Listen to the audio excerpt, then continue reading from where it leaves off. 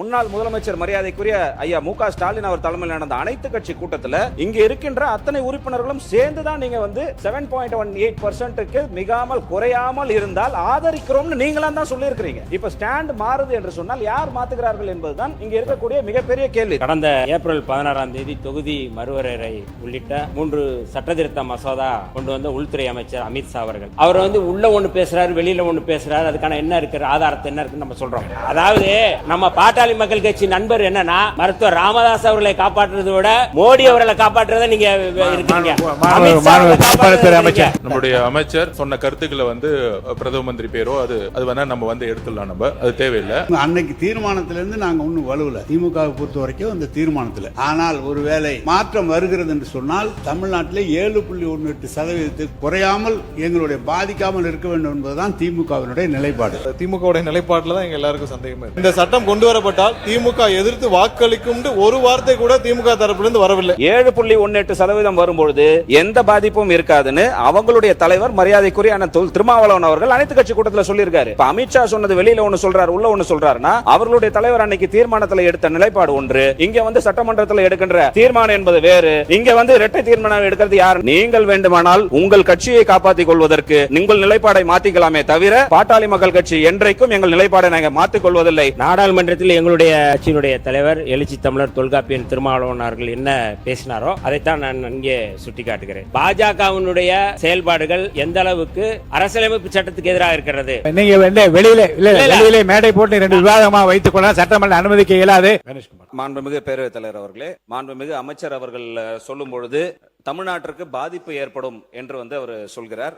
அதுதான் உள்துறை அமைச்சர் அவர்கள் தெளிவாக சொன்னதுபடி இந்த 50% ஏத்தும் போது விகிதாச்சார அடிப்படையில் தமிழ்நாட்டிற்கு எந்த பாதிப்புமே வராது. அமெரிக்காவை அவர் மேற்கோள் காட்டுகிறார். அமெரிக்காவில் இருக்கக்கூடிய தேர்தல் நடைமுறையோ ஜனநாயக நடைமுறையோ வேறு, நம்மளுடைய பார்லிமெண்டேரியன் நடைமுறை என்பது வேறு.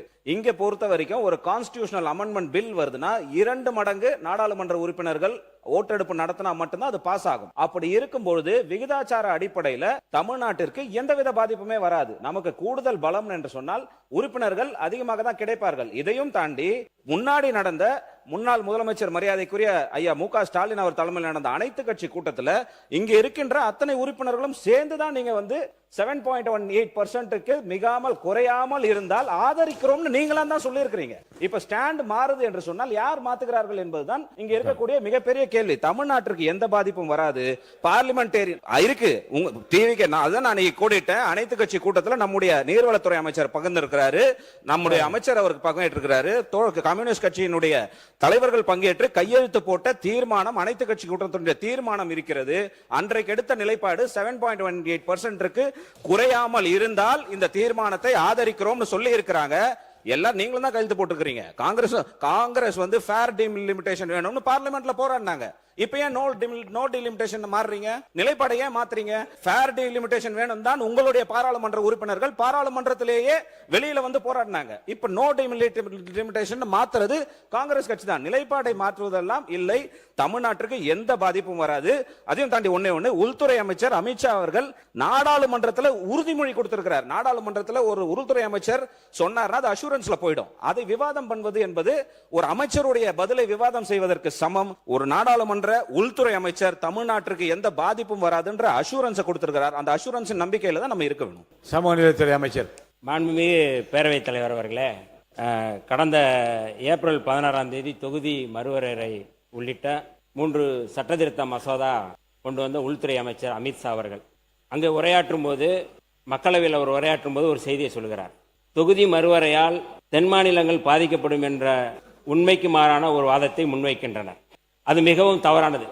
மக்களவையில் மாண்புமிகு உள்துறை அமைச்சர் அமித்ஷா பேசிய உரையை நான் அப்படியே சொல்றேன்.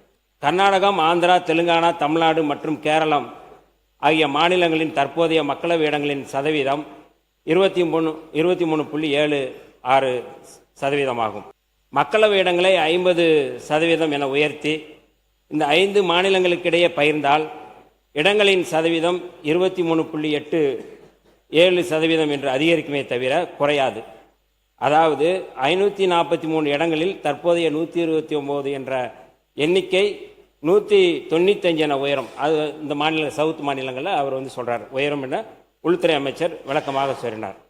சரி இதை இவர் இப்படி பேசுறாரு, இது குறித்து அவர் வெளியில என்ன அப்படிங்கிறத நான் கடந்த முறை நான் பேசும்போது சொன்னேன். அவர் வந்து உள்ள ஒன்று பேசுறாரு, வெளியில ஒன்று பேசுறாரு, அதுக்கான என்ன இருக்கிற ஆதாரத்தை என்ன இருக்குன்னு நம்ம சொல்றோம். அதுல வந்து நீங்க வந்து வெளிப்படையா வந்து ஒரு முக்கியமான இந்து ஆங்கில நாளிதழுடைய ரெசிடென்ட் எடிட்டர் வர்கீஸ் ஜார்ஜ் எழுதின அந்த கட்டுரை வந்து நான் வச்சிருக்கிறேன். அந்த கட்டுரையில் அவர் சொல்றாரு, delimitation how to align what is said and what is written. அவர் சொல்றது என்ன சொன்னாரு, என்ன எழுதியிருக்கிறாரு அப்படின்னு சொல்லி சொல்றாரு. நான் சொல்லல, ஹிந்துல வந்த கட்டுரையை நான் சொல்றேன். நான் இந்த கட்டுரையில அவர் என்ன சொல்றாருன்னா, அவர் இல்ல இருங்க நான் அவர் சொல்லி முடிக்கிறேன். இருங்க ஹோம் மினிஸ்டர் சொன்னதை தான் நான் சொல்றேன்.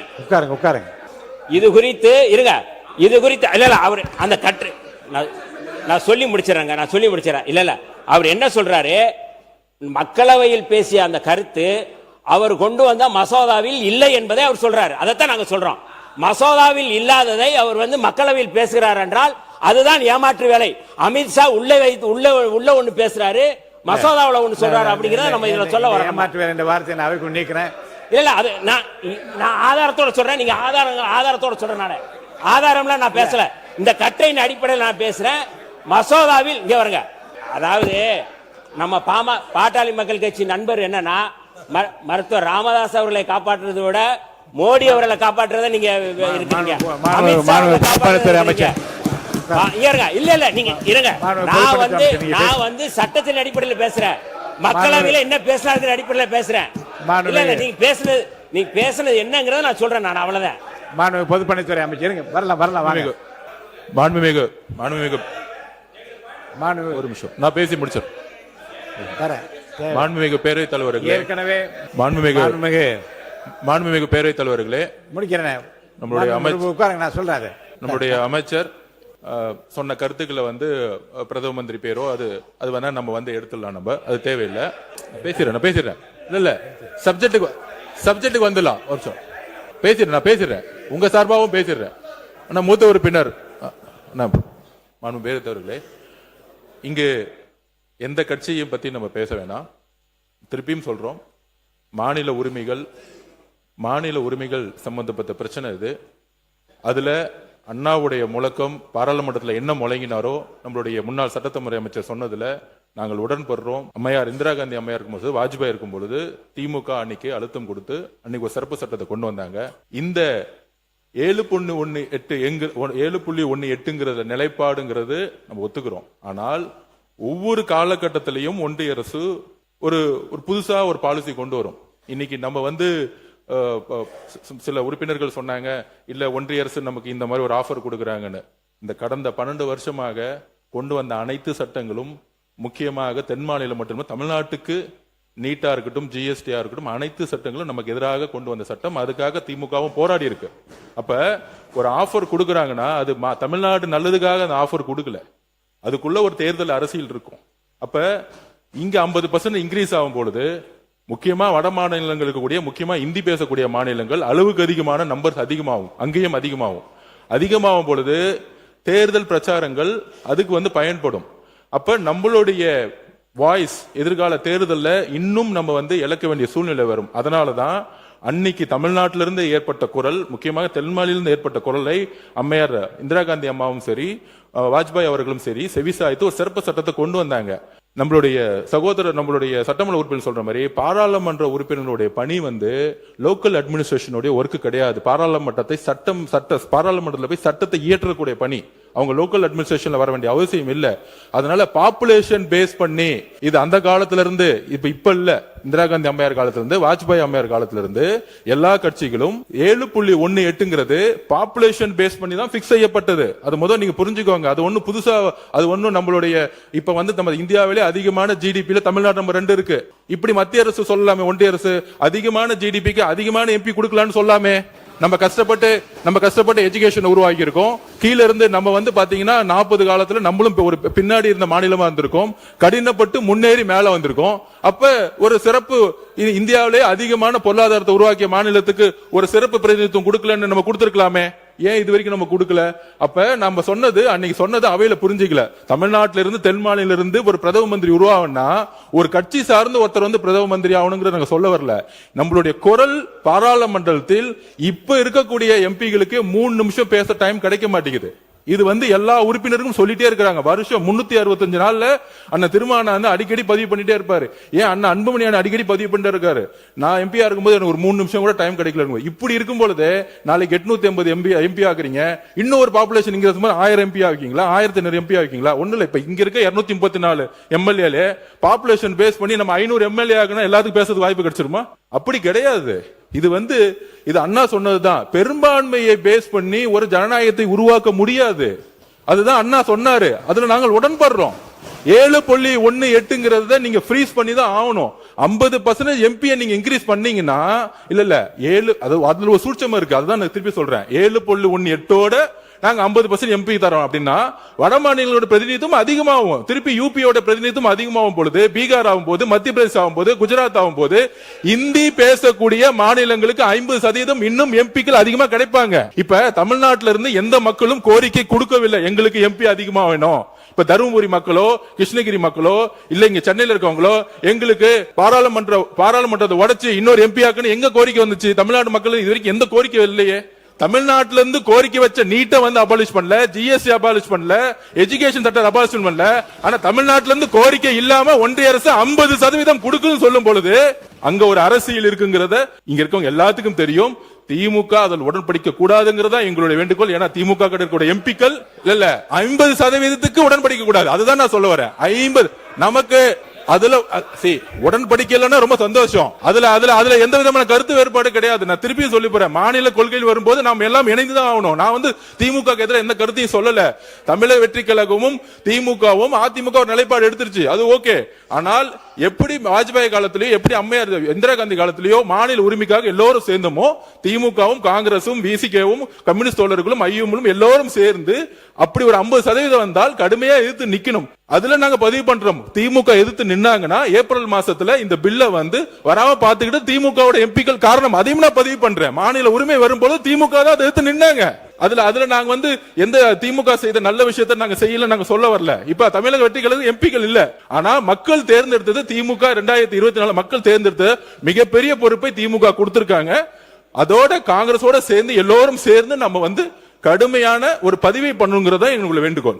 மாண்புமிகு முன்னாள் முதலமைச்சர் எடப்பாடி பழனிசாமி அவர்கள், மாண்புமிகு பேரவைத் தலைவர்களே, மாண்புமிகு பொதுப்பணித்துறை அமைச்சர் ஏதோ காரணம் காட்டினாங்க. இது சட்டம், அது சட்டப்படி தான் நடக்கும். ஏன்னா 2026 டிசம்பரோட முடியுது. அப்போ இதுக்கு ஏதாவது ஒரு சொல்யூஷன் கிடைக்கலனா புதிய மக்கள் தொகை கணக்கெடுப்பு தான் வரும். நீங்க குறைய நினைக்கிறீங்களா அதிகப்படுத்த நினைக்கிறீங்களா? அதை முதல்ல சொல்லுங்க. இருக்கிற நாடாளுமன்ற உறுப்பினரோட குறையுதா அதிகப்படுத்தணுமா? அதுக்கு முதல்ல நீங்க தெளிவுபடுத்துங்க. மாண்புமிகு பொதுப்பணித்துறை அமைச்சர். மாண்புமிகு பேரவைத் தலைவர்களே, முன்னாள் முதலமைச்சருக்கு நாங்கள் என்ன சொல்ல வேண்டும் நல்லாவே புரியும். வாஜ்பாய் அவர்கள் இதே மாதிரி மக்கள் தொகை கணக்கெடுப்பு முடிஞ்ச உடனே தமிழ்நாட்டுடைய கோரிக்கையும் சரி, தென் மாநில கோரிக்கையும் சரி, 25 வருஷத்துக்கு சிறப்பு சட்டம் கொண்டு வந்து பண்ணாரு. அதுதான் நம்மளுடைய கோரிக்கை. அதுதான் தென் மாநிலங்கள்.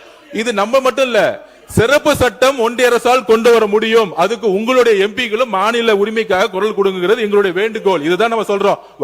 பிஜேபியோடைய பிரைம் மினிஸ்டர் இருந்த வாஜ்பாய் அவர்கள் மாநில உரிமைக்காக, முக்கியமா தமிழ்நாட்டோட உரிமைக்காக வந்து சிறப்பு சட்டம் கொண்டு வந்த மாதிரி நமக்காக ஒரு சிறப்பு சட்டம் கொண்டு வராங்க. அதுல 50% தமிழக மக்கள் எந்த கோரிக்கை இல்லைங்கிறதா நாங்க பதிவு பண்றோம். தமிழக மக்களிடத்து கோரிக்கை இல்லாம போது நீங்க ஒரு கோரிக்கை வைக்காதீங்கிறதா நாங்களோட வேண்டுகோள்.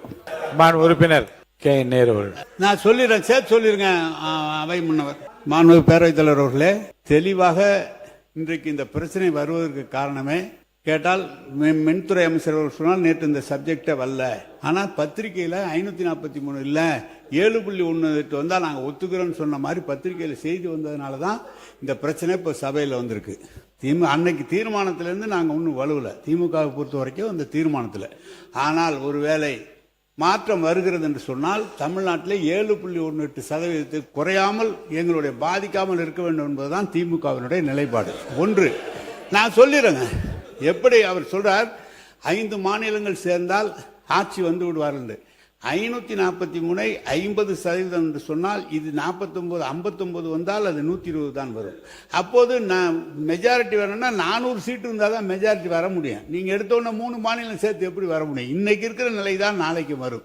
ஒருவேளை தமிழ்நாட்டுக்கு அதிகமான எம்பிக்கள் கிடைக்கும் பாதிக்காத அளவுக்கு என்று சொன்னால் திமுக அது கொள்கை 7.18 குறையக்கூடாது என்பதுதான் எங்களுடைய எண்ணம். மாண்புமிகு சட்டத்துறை அமைச்சர் மாண்புமிகு பேரவைத் தலைவர் அவர்களே, இது நேத்தே வந்து இப்ப அது திமுகவுடைய நிலைப்பாட்டில் தான் எங்க எல்லாருக்கும் சந்தேகமா இருக்கு. ஏன்னா திரும்பவும் என்னன்னா இதுவரை ஒரு வார்த்தை கூட இந்த சட்டம் கொண்டு வரப்பட்டால் திமுக எதிர்த்து வாக்களிக்கும் ஒரு வார்த்தை கூட திமுக தரப்பிலிருந்து வரவில்லை. அது ஒரு முக்கிய விஷயம். ஏன்னா இதுவரை இந்த சட்டம் கொண்டு வரப்பட்டால் நாடாளுமன்றத்தில் நாங்கள் எதிர்த்து வாக்களிப்போம்னு ஒரு வார்த்தை, ஏன்னா இது 10 நாளா டிஸ்கஸ் பண்ணிட்டு வரோம், ஒரு வார்த்தை கூட நாங்கள் எதிர்த்து வாக்களிப்போம்னு இதுவரைக்கும் சொல்லவில்லை. அதுதான் எல்லாருக்கும் சந்தேகத்தை ஏற்படுது.